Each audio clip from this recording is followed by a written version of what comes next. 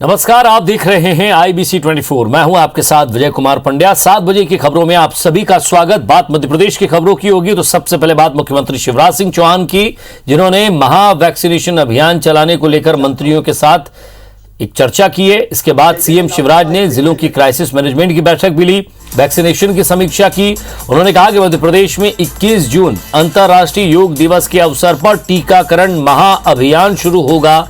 CM ने कहा कि इस कार्यक्रम को जब शुरू करें तो एक संकल्प लोगों को दिला सकते हैं कि वैक्सीन ही सुरक्षा है। मैं वैक्सीन लगवा रहा हूं और संकल्प लेता हूं कि अन्य लोगों को भी वैक्सीन लगवाने के लिए प्रेरित करूंगा। शिवराज सिंह चौहान ने कहा कि उनका स्थान जहां तय होगा वो भी प्रेरक के रूप में जाएंगे और 2 से 3 किलोमीटर साइकिल चलाएंगे।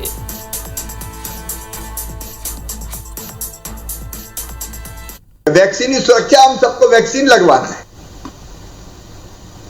तो आप अलग अलग तरीका इस्तेमाल कर सकते हैं। 21 को करेंगे, फिर लगातार चलेगा, 1, 2, 3 को व्यापक पैमाने पर फिर करेंगे, गांव गांव निकलेंगे, अपन सब निकलेंगे, मैं भी निकलूंगा। मुख्यमंत्री शिवराज सिंह चौहान ने आज से अपनी कैबिनेट के सदस्यों के साथ 1-to-1 चर्चा शुरू कर दी है। सीएम शिवराज ने 17 जून से मंत्रियों के साथ 1-to-1 चर्चा शुरू करने की बात कही थी। मुख्यमंत्री ने आज इसकी शुरुआत प्रदेश सरकार के खनिज मंत्री बृजेंद्र प्रताप सिंह के साथ मुलाकात के साथ की।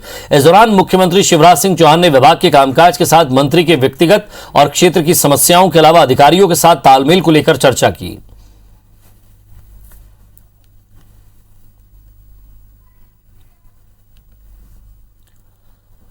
बीजेपी के बाद कांग्रेस में भी सियासी मेल मुलाकातों का दौर शुरू हो गया है। पूर्व प्रदेश अध्यक्ष अरुण यादव और पूर्व नेता प्रतिपक्ष अजय सिंह की मुलाकात के बाद कई तरह की चर्चाएं हो रही हैं। मेल मुलाकात पर अरुण यादव ने IBC 24 से बातचीत में कहा कि 3 विधानसभा सीटों और 1 लोकसभा सीट पर उपचुनाव को लेकर चर्चा हुई है। पार्टी के भीतर असंतोष पर कहा कि पार्टी में छोटे मोटे विवाद हैं जिन्हें सुलझा लेंगे। बंद कमरे में हुई दोनों नेताओं की मुलाकात पर मंत्री नरोत्तम मिश्रा ने पलटवार किया। उन्होंने कहा कि कांग्रेस से खुले में बात करने से बचते हैं।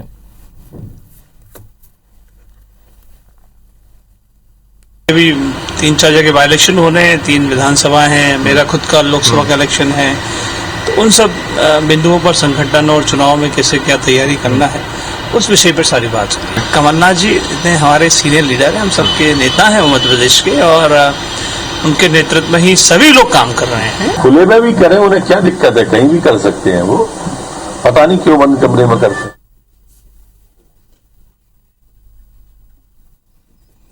चलिए, दुर्गेश केशवानी जी हमारे साथ जुड़ गए हैं, बीजेपी के नेता हैं। दुर्गेश जी, आज जिस तरह से दोनों नेताओं के बीच बंद कमरे में बात हुई, कल संजीव कपूर भी आए थे, वो भी फीडबैक लेके गए हैं। सवाल ये कि जब आप लोग चर्चा करते हैं तब कांग्रेस सवाल उठाती है कि लगातार उठक बैठक चल रही है और अलग अलग तरह के कयास लगाने लगते हैं कि नेतृत्व परिवर्तन की बात चलने लगते हैं। आपको क्या लगता है कि ये दोनों नेताओं की बातचीत बंद कमरे में, अजय सिंह इससे पहले अपनी नाराजगी जता चुके हैं, क्या लग रहा है, क्या वाकई सब कुछ ठीक है या आपको भी कुछ खबरें मिल रही हैं?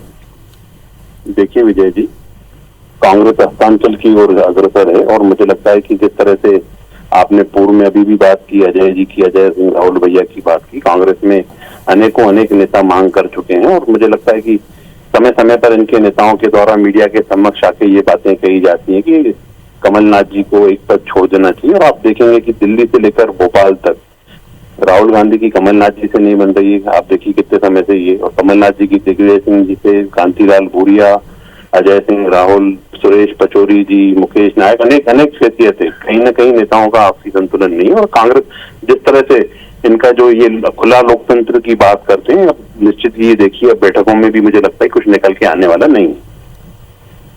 सैयद जाफर साहब हमारे साथ जुड़ गए।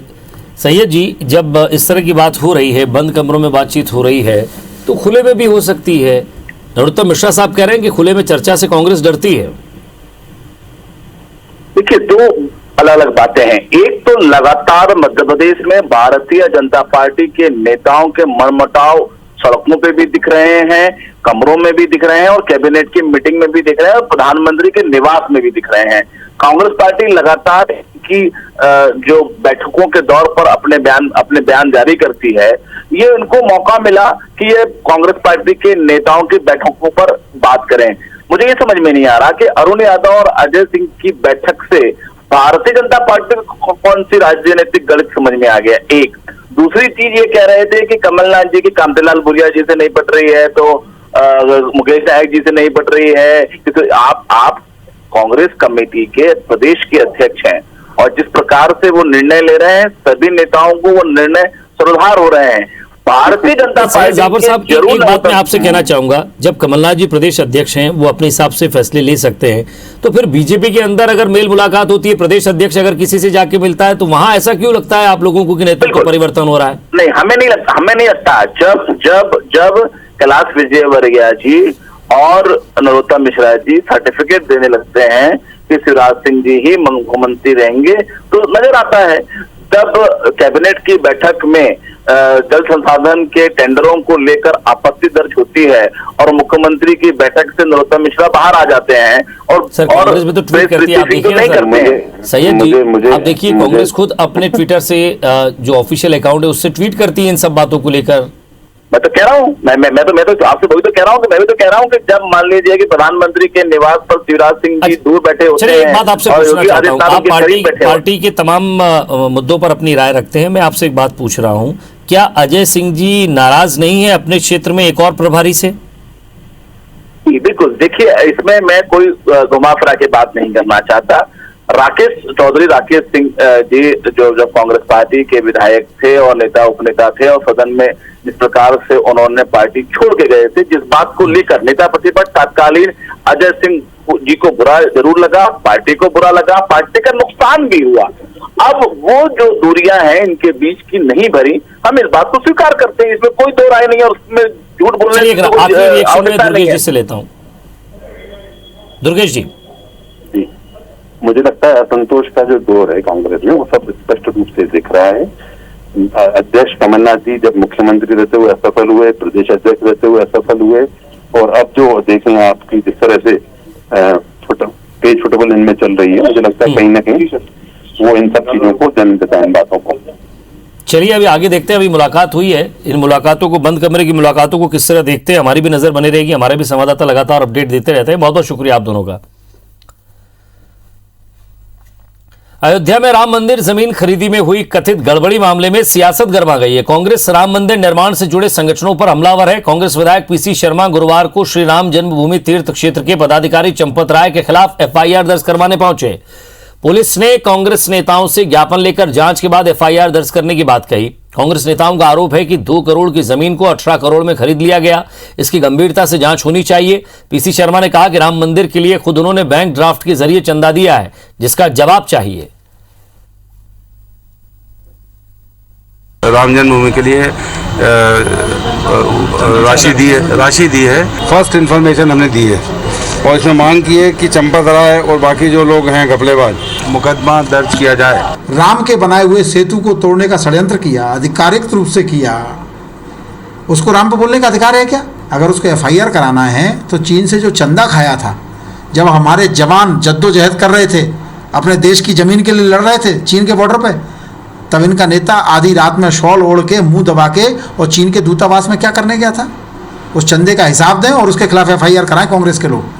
अयोध्या मामले में जो भी वहाँ निर्माण कार्य के नाम से कुछ धन का संग्रह हुआ है, उसके संबंध में उनको यह है कि उसमें कहीं कोई गड़बड़ी हुई है, उसके संबंध में वो जांच कार्रवाई चाहेंगे। इस संबंध में उनके द्वारा एक आवेदन पत्र प्रस्तुत किया गया और उसकी जाँच की जाएगी। जो तथ्य पाए जाएंगे उस हिसाब से कार्रवाई की जाएगी।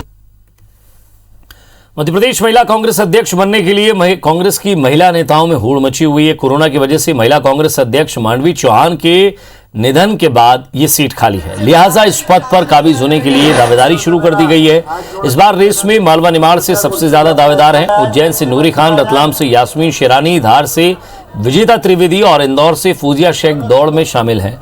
मालवा से ज्यादातर दावेदार अल्पसंख्यक वर्ग से हैं, लिहाजा दावेदारों को उम्मीद है कि इस बार अल्पसंख्यक वर्ग को मौका मिल सकता है। हालांकि दावेदारों के नाम पर मुहर लगाने में शोभा ओझा और अर्चना जायसवाल की अहम भूमिका होगी।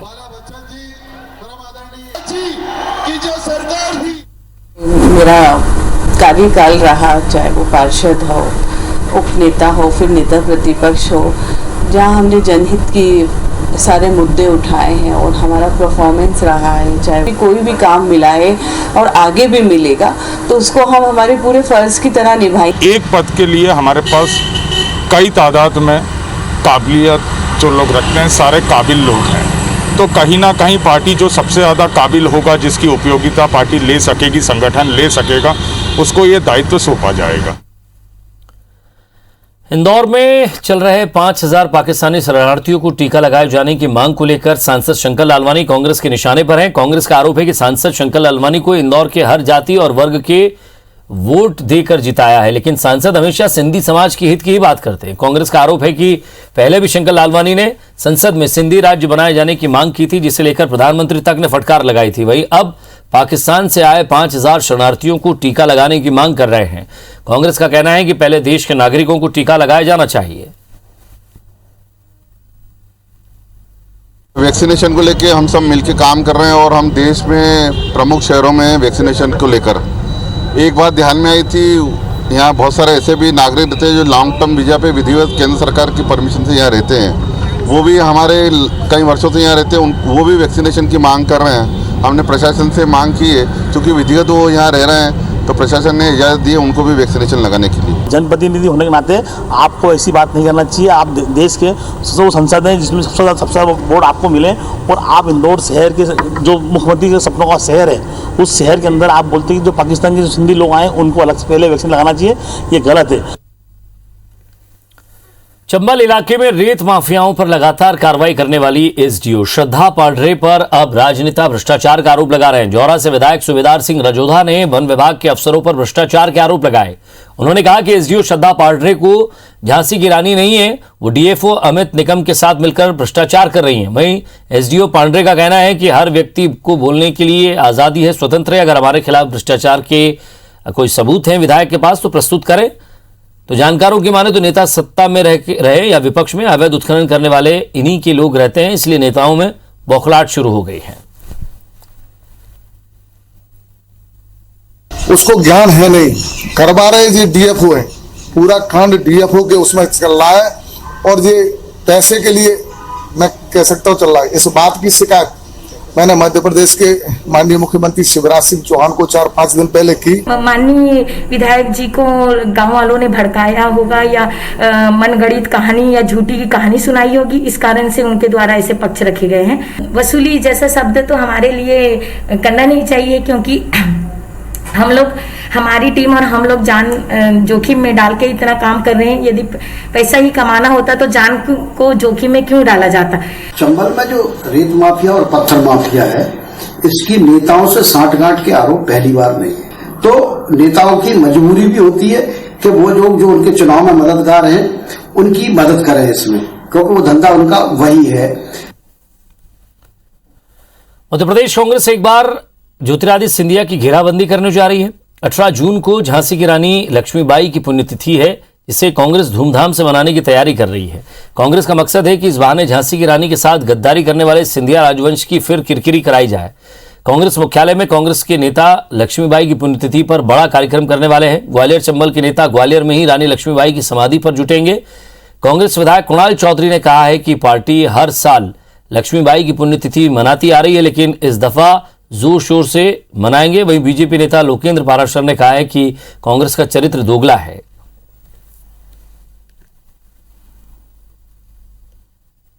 देश के स्वतंत्रता आंदोलन के प्रतीक के रूप में और जिन्होंने इस देश की आजादी की लड़ाई लड़ी और जिनको धोखे से, छल के साथ मारने का काम किया गया, रानी लक्ष्मीबाई इस देश के शौर्य का प्रतीक है और कांग्रेस पार्टी हमेशा वो पुण्यतिथि बनाती है और स्पष्ट रूप से 18 तारीख को पूरी ताकत के साथ उसे बनाया जाएगा और रानी लक्ष्मीबाई जी को याद करके इस देश की आजादी के दीवानों को श्रद्धांजलि दी जाएगी। कांग्रेस का चरित्र तो दोगला है।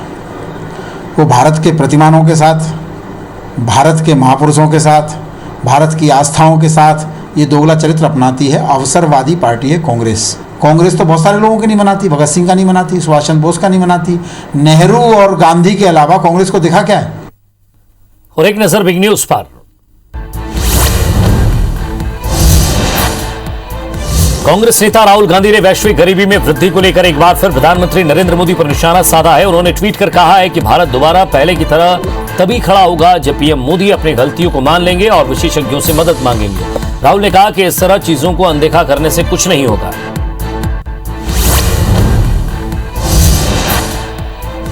राहुल गांधी ने गरीबी पर वर्ल्ड बैंक के आंकड़ों का हवाला देते हुए कहा कि देश में वैश्विक गरीबी में वृद्धि में 57.3% कारण कोरोना महामारी की है, जो कि मोदी सरकार के महामारी कुप्रबंधन का परिणाम है, लेकिन हमें अभी भविष्य देखना चाहिए।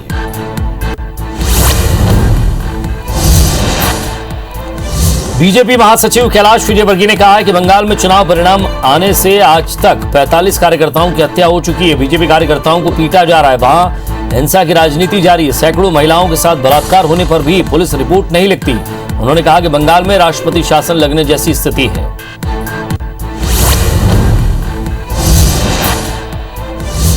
ग्वालियर में कैलाश विजयवर्गीय ने प्रेस कॉन्फ्रेंस की, जिसमें उन्होंने बंगाल चुनाव को लेकर कार्यकर्ताओं से काम की तारीफ की और कहा कि मोदी जी के नेतृत्व में सभी ने बंगाल को अच्छा काम करके दिखाया है। बीजेपी को बंगाल में 25% से ज्यादा सीटें मिली है।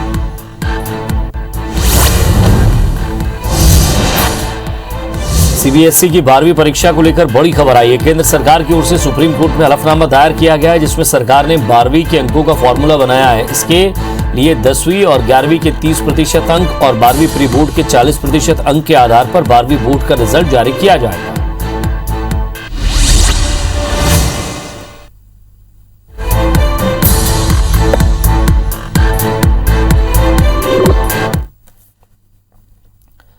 चलिए कुछ और खबरें देखते हैं। मध्य प्रदेश में नर्सों की संभावित हड़ताल को लेकर जबलपुर हाईकोर्ट में याचिका दायर की गई है। नागरिक उपभोक्ता मार्गदर्शक मंच की ओर से दायर की गई याचिका में नर्सों की हड़ताल को अवैध बताया गया है। कोरोना काल में नर्सों की हड़ताल से मरीजों की मुश्किलें बढ़ने का हवाला देते हुए मांग की गई है कि संकट के समय नर्सों का हड़ताल पर चले जाना और अपनी मांगों को लेकर सरकार के खिलाफ बयानबाजी करना तर्कसंगत नहीं है।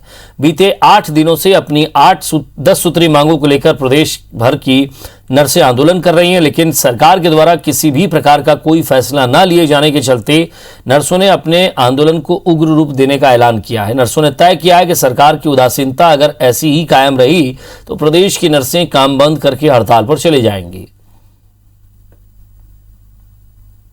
नर्सों ने अपनी हड़ताल घोषित करी है, तो हम लोगों ने इस मामले में एक माननीय उच्च न्यायालय में एक याचिका दायर करी है। हमारा उसमें ये कहना है कि वर्तमान परिस्थितियों को देखते हुए, क्योंकि कोविड की महामारी का दौर अभी ख़त्म हुआ नहीं, चल रहा है, ऐसे समय में अगर पैरामेडिकल स्टाफ जैसे नर्सेज हैं अगर हड़ताल करते हैं तो आम जनता को बहुत कष्ट और तकलीफ होने वाली है।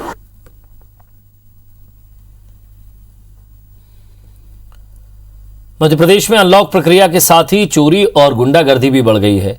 भोपाल में 30 मिनट के अंदर 2 लूट की वारदात से हड़कंप मच गया है। 20,000 रुपए डीआईजी की तरफ से जबकि 30,000 रुपए आम जनता की तरफ से घोषित किया गया। वहीं दूसरी घटना छतरपुर से सामने आई है, जहां कार के बोनट पर बैठकर एक बदमाश दहशत फैला रहा था, खुद को गोल्डन दादा बता रहा था। तीसरी घटना मुरैना से सामने आई है, जहां मंदिर से लौटते वक्त दंपत्ति के साथ पहले लूट की वारदात हुई, फिर पति से मारपीट की तो महिला से दुष्कर्म के बाद हत्या का शक जताया है। चौथी घटना गुना की, जहां कुछ लोग अस्पताल की कोविड लैब में शराबखोरी करते हुए नजर आ रहे हैं। दावा किया जा रहा है कि जिला अस्पताल कोविड का वीडियो है।